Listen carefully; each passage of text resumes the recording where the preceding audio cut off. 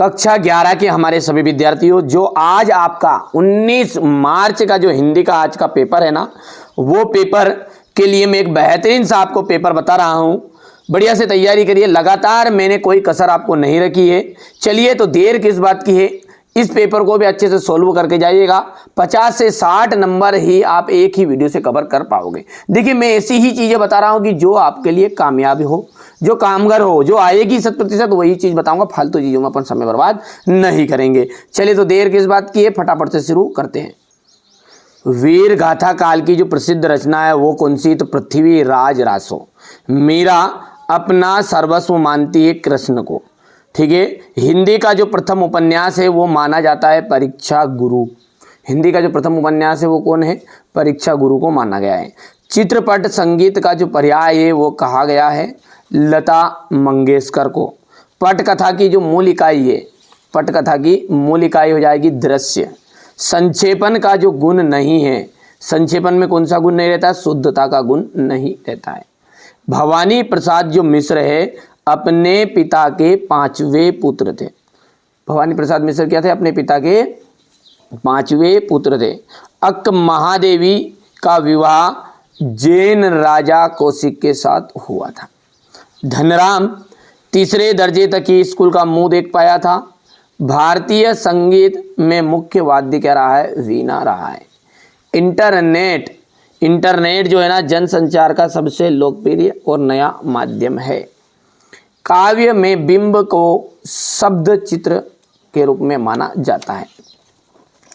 कुल की हानि यानी कुल की कहानी भी है यहाँ पर, ये गलत मिसप्रिंट है, तो परिवार की मर्यादा। ओस के फूल इसका आपका जाएगा गद्य संग्रह। गरबे का आपको मिलान करना है गुजरात से। मानव ज्ञान से संबंधित सूचना आपका जाएगा विश्व ज्ञान कोश। और विभत्स रस का जो स्थायी भाव है वो हो जाएगा जुगुप्सा। शब्द युग्म जो है ना छठा, इसका जाएगा 6 प्रकार। और एकमात्र सहारा इसका जाएगा अंधे की लाठी। ठीक है। परमाल रासो जगनी के द्वारा रचित कृति का जो नाम है ना वो है परमाल रासो। दूसरी बार लॉर्ड कर्जन के भारत आने से कौन प्रसन्न न थे? भारतवासी। आलो आदरी किस भाषा का शब्द है? तो आलो आदरी है बंगाली भाषा का शब्द है। हिंदी शब्दकोश में कितने शब्द है? लगभग 5 लाख शब्द है। बिंब का शाब्दिक अर्थ क्या है? मूर्ता स्वरूप प्रदान करना। शब्द गुण कितने प्रकार के होते हैं? दान करना। ठीक है। इसके बाद में अगला है, चलिए अब अगला जो है आपका है शब्द गुण कितने प्रकार के होते हैं? तो शब्द गुण जो होते हैं ना 3 प्रकार के होते हैं। कितने? 3 प्रकार के। अपनी, करनी, पार उतरनी। जो लोकोक्ति का अर्थ क्या है? देखो, अपनी करनी का मतलब होता है अपने परिश्रम से ही व्यक्ति को सफलता मिलती है। यानी कि क्या आप कह रहा है ये कि स्वयं के परिश्रम से ही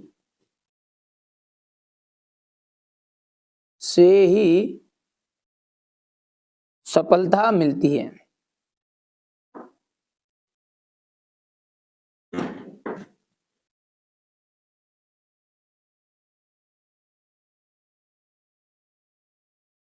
ठीक है। इसके बाद में अगला है आपका धनराम कुशाग्र बुद्धि का बालक था। ठीक है भैया, यहां पर सत्य है या असत्य है? तो धनराम जो था ना थोड़ा मंदबुद्धि बालक था, इसलिए ये हो गया आपका असत्य। आगे की बात करें तो कृष्णा सोबती ने देश भक्ति से संबंधित कहानियां लिखी। असत्य है। तातुस ने बेबी को पढ़ने के लिए बांग्ला अभिधान पुस्तक दी थी। असत्य है। ठीक है। टिप्पणी का मुख्य उद्देश्य मामलों को लटकाना है। असत्य है। रोला जो है एक मात्रिक चरण, बिल्कुल। और अंतिम जो है आपका, ये भी आपका सत्य रहेगा। अब यहां से आगे के क्वेश्चन आप ध्यान से देखो और इसका मैं पूरा सॉल्यूशन आपको दे रहा हूं। क्वेश्चन नंबर 6 से की प्रगतिवाद के 2 कवि और उनकी एक-एक रचनाएं बताइए। तो यहां से अपन इनको अच्छे से समझेंगे। ये देखिएगा, बढ़िया से कंप्लीट करना है। हमारा उद्देश्य यही है कि आप अच्छे अंक प्राप्त करें। तो प्रश्न छठा पढ़ते हैं। प्रगतिवाद के 2 कवि और उनकी एक-एक रचनाएं। देखिए, नागार्जुन, युगधारा, सतरंगे पंखों, वाली प्यासी पथराई आंखें। ठीक है, तो ये सतरंगे पंखों वाली दूसरी रचना होगी, तीसरी है प्यासी पथराई आंखें। केदारनाथ अग्रवाल, युग की गंगा। ठीक है, और फूल नहीं रंग बोलते हैं। हो गया इतना। चलिए अगला देखते हैं, भारतेंदु युग के दो लेखकों के नाम लिखिए। तो प्रताप नारायण मिश्र और चौधरी बद्री नारायण प्रेमधन। अगला है, कबीर ने अपने को दीवाना क्यों कहा है। देखिए यहां पे दीवाना का अर्थ है पागल। ठीक है, इसी के प्रेम में डूबा हुआ व्यक्ति दीवाना कहलाता है। कबीर भी प्रभु की भक्ति में लीन है, जबकि संसार बहा आडंबरों में उलझकर ईश्वर की खोज कर रहा है। इसलिए कबीर ने कहा है कि उन्हें स्वयं को दीवाना कहा है। चलिए अगला देखते हैं, मीरा जगत को देखकर क्यों रोती है। ठीक है, मीरा कृष्ण के प्रति अनन्य की भक्ति जो है अनन्य है। वहां पूर्ण समर्पण के भाव के साथ अपने आराध्य को अपना पति मानकर उन पर अपना सर्वस्व न्यौछावर कर देती है, जबकि सांसारिक लोग निजी स्वार्थ के चलते उनकी आलोचना करते हैं, उन्हें उलाहने देते हैं और उन पर तीखे प्रहार करते हैं।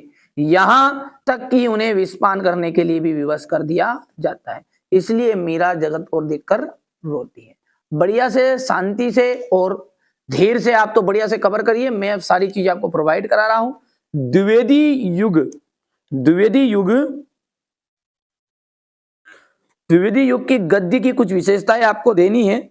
ठीक है, चलिए तो इसको समझते हैं आगे को। देशभक्ति, सबसे पहले ये देशभक्ति। इस युग के काव्य में देश की भक्ति के ऊपर से कविताएं लिखी गई। मानव प्रेम, मानव प्रेम, द्विवेदी युगीन कविताओं में मानवता के प्रति प्रेम की भावना विशेष देखने को मिलती है। तो ये आप लिख सकते हैं।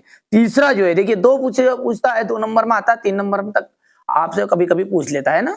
तो अंधविश्वासों तथा रूढ़ियों का विरोध। इस काल की कविताओं में सामाजिक अंधविश्वासों तथा रूढ़ियों का विरोध किया गया है। प्राकृतिक चित्रण, द्विवेदी युग की कविताओं में प्रकृति का स्वतंत्र चित्रण देखने को, मनोहारी चित्रण मिलता है और वर्णन प्रधान कविताएं हैं। तो ये आपका लिख सकते हैं। अच्छा, अब अगला है, निबंध को गद्य की कसौटी क्यों कहा गया। बहुत ही महत्वपूर्ण प्रश्न आता है। देखिए इसका इस कथन का तात्पर्य यह है कि पद्य की तुलना में गद्य की जो रचना है उनको संपन्न करना कठिन काम है। क्या कह रहा है कि इस कथन का तात्पर्य यह है कि पद्य की तुलना में गद्य की रचना को संपन्न करना कठिन कार्य है। क्यों है? क्योंकि यदि आप कविता वाली चीज देखोगे ना तो उसमें 4 पंक्ति में से एक पंक्ति भी सही हो जाए है ना, तो कवि की प्रसन्नता लोग करने लगते हैं। लेकिन ऐसा जब लेखक लिखता है ना तो ऐसा नहीं होता है। तो ये यही बात बोल रहा है कि क्योंकि अगर 8 पंक्तियों वाली कविता में यदि एक भी पंक्ति भावपूर्ण लिखी जाती है तो कवि प्रसन्नता का भागी हो जाता है। परंतु गद्य के संदर्भ में ऐसा नहीं देखा जाता है।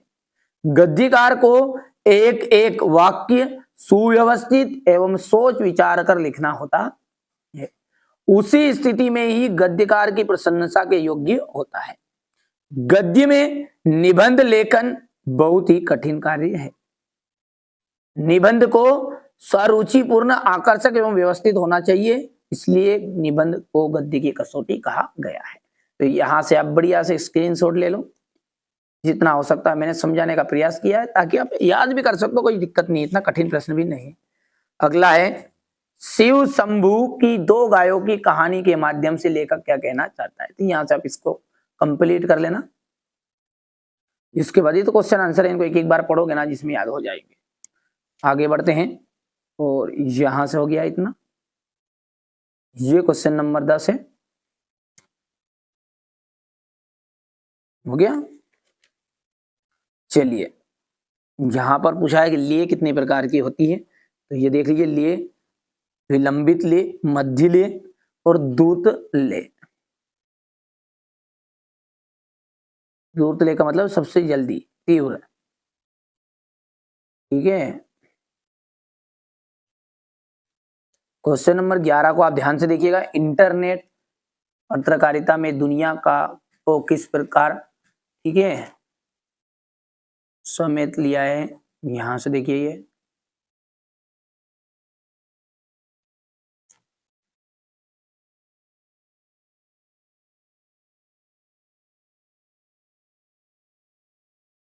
और पटकथा लिखते समय किन किन बातों का ध्यान रखना चाहिए। जैसे 5 पॉइंट बच्चों ने लिख दिए, 2 से 3 पॉइंट अब कर लोगे जिसमें काम हो जाएगा। देखिए ये प्रश्न तो आपको पता ही है, 10th में भी आता है, 9th में आता है, 12th सबको ये पता है ना।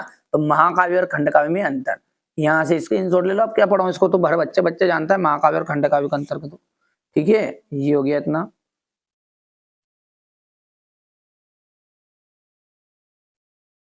मुक्तक छंद,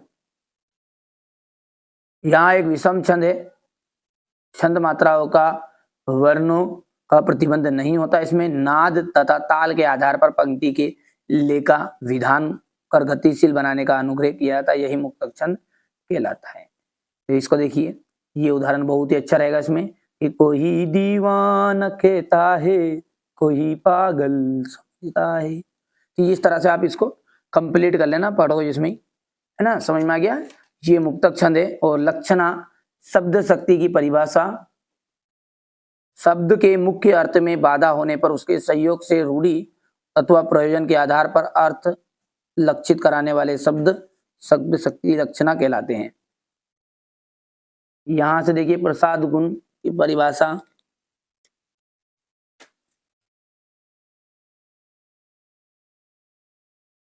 प्रभु जी तुम चंदन हम पानी, जाकी अंग अंग भास समानी, ये इसका उदाहरण रहेगा। ये मुहावरा है, काला अक्षर भैंस बराबर। तो अशिक्षित होना, मोहन की जो पत्नी है उसके लिए काला अक्षर भैंस बराबर है।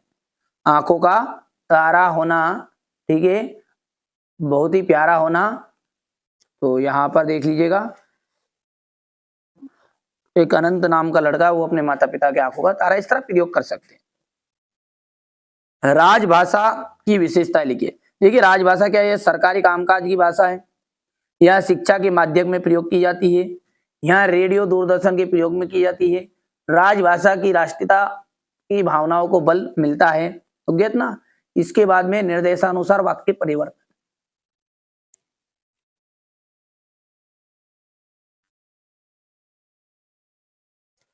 और क्वेश्चन नंबर जो 16 है वो भवानी प्रसाद मिश्र और दुष्यंत कुमार का काव्यगत परिचय आपको देना है। तो यहाँ से देखिए कवि परिचय, वैसे हमारे एमपी बोर्ड में ये चीज फालतू चीज पूछते ही नहीं है ना, बहुत समझदार लोग हैं। आपको से रचना से पूछेगा, है ना, कहाँ से पूछना है, रचना से। तो आप भी क्यों पढ़ो अभी हाल फिलहाल। यहाँ से देखिए रचनाएं, भाव पक्ष, कला पक्ष,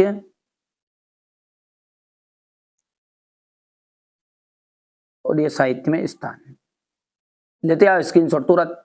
ये दुष्यंत कुमार का है ना, ये रचनाएं हो गई है। सूर्य का स्वागत, आवाजों के घेरे, छोटे छोटे सवाल, और साए धूप, साए में धूप। भाव पक्ष, कला पक्ष, और ये हो गया आपका साहित्य में स्थान, है ना। चलिए यहां से देखिए बाल मुकुंद गुप्त, तो ये इसका जीवन परिचय यहां से देखिए।